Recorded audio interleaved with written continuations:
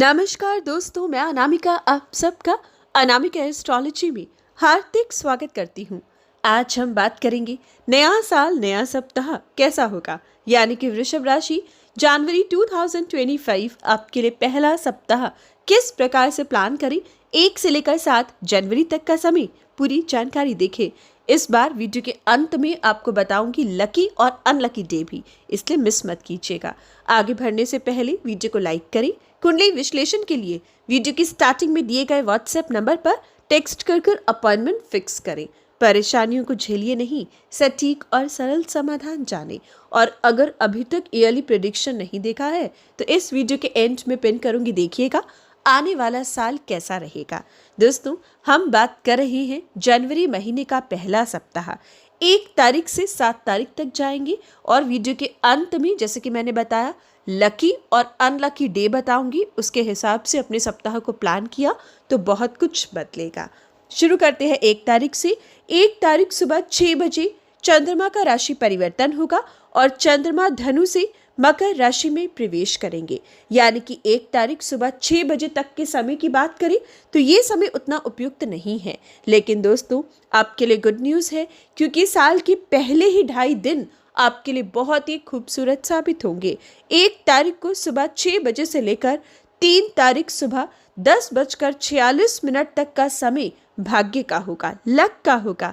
ये समय आप पर भगवान की पूरी कृपा बरसेगी। साल की पहली तारीख से ही आप अपनी ऊर्जा से, कर्म से अपने भाग्य को प्राप्त करेंगे। मेहनत का फल भाग्य के रूप में आपको हासिल होगा। ये दिन 1, 2 और 3 तारीख सुबह 10:46 तक के समय की बात कर रहे हैं, जो आपको यात्रा का योग देगा। विदेश यात्रा तक पॉसिबल है। धार्मिक यात्राएं भी कर पाओगी। धर्म कर्म में आपकी रुचि रहेगी। अधूरी शिक्षा को ग्रहण करने की इच्छा पूर्ण होगी। आपके रेजोल्यूशंस आप पूरे सटीक तरीके से फॉलो करोगी और लाभ कमाओगी। भाग्य का साथ इन दिनों पर अगर आपकी कुंडली में 9th हाउस मजबूत है तो लॉटरी तक का योग देगा। स्टॉक मार्केट, कमोडिटी सेक्टर में लाभ को बरसाएगा। रुका फंसा हुआ पैसा मिलेगा। अच्छी जॉब, सेटिस्फैक्ट्री आपको पोजीशन इस समय हासिल होगी। साथ ही व्यापारिक क्षेत्र में किसी डील का साइन करना, कोई नया एसेट बनाना, अपनों से कोई गुड न्यूज़ मिलना, रूठे हुए को मनाना आपके लिए पॉसिबल होगा। यानी कि दोस्तों, साल की शुरुआत बहुत खास हो रही है। 1, 2 और 3 सुबह 10:46 तक का समय आपके लिए बेहद शानदार है। सप्ताह के खास दिन है। इन दिनों को पूरी तरीके से इस्तेमाल कीजिएगा। एक पल भी व्यर्थ मत करिएगा, लाभ जरूर मिलेगा। लेकिन एक बात, इन 3 दिनों में से भी कौन सा बेस्ट डे है वो वीडियो के एंड में बताऊंगी, जो नक्षत्र और तिथि के हिसाब से आपके लिए बेस्ट से भी बेस्ट होगा। बात करते हैं 3 तारीख सुबह 10:46 के बाद का समय, 4 और 5 दोपहर 2:33 तक का समय। ये समय चंद्रमा और शनि की युति रहेगी, यानी कि विष दोष बनेगा। काम की भागदौड़ ज्यादा होगी, काम ज्यादा होगा, लेकिन मेहनत करोगी, डटकर अपने काम पर फोकस्ड रहोगी तो ये समय आपको मेहनत कर लाभ कमाने का मौका भी मिलेगा। लेकिन इन दिनों पर चोट फेट से बचना होगा। यात्राओं को टालना ठीक रहेगा।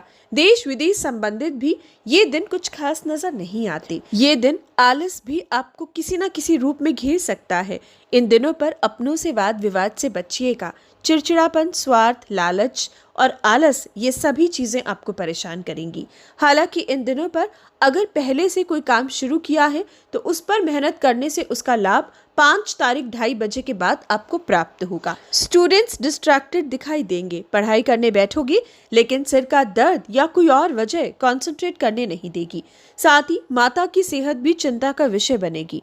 साथ ही इन दिनों पर आपको अपने कुलीग से, बॉस से भी उलझने से बचना होगा। 5 तारीख दोपहर 2:33 के बाद का समय, 6 और 7 तारीख शाम 5:49 तक के समय की बात करें तो ये समय चंद्र राहु की युति बनेगी। फिर चंद्रमा पीड़ित अवस्था में आएगा, जो माता की सेहत संबंधित चिंता देगा, ओवर थिंकिंग देगा। ये समय स्ट्रेस अधिक रहेगा, लेकिन कर्मों का फल लाभ बनकर प्राप्त होगा। अगर 3, 4 और 5 को किसी चीज पर मेहनत की तो उसका फल 5 तारीख 2:30 बजे से मिलने लगेगा और 6 और 7 को भी प्राप्त होगा। ये समय कर्म कम फल ज्यादा के योग बनेंगे। स्टॉक मार्केट कमोडिटी सेक्टर में सूझबूझ काम आएगी। पारिवारिक सुख मिलेगा, लेकिन सूझबूझ से बातचीत कीजिएगा। राहु काल के समय लड़ाई झगड़े से बचिएगा। किसी को प्रपोज करने के लिए इन दिनों पर वो लोग सोच सकते हैं जिनका 5th हाउस एक्टिव है, वरना टालिएगा। संतान प्राप्ति के योग हैं, लेकिन संतान से वाद विवाद के योग उनके लिए बन सकते हैं जिनके पास पहले से संतान सुख है।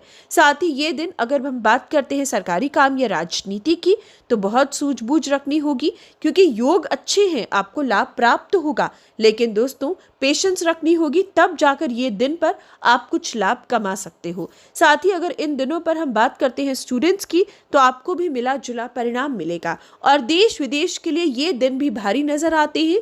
कोई ऐसी खबर सुनने को मिल सकती है जो भय फैलाएगी, जो मन को अशांत करेगी। 7 तारीख शाम 5:49 के बाद चंद्र राहु की युति टूटेगी और चंद्रमा मेष राशि में प्रवेश करेंगे।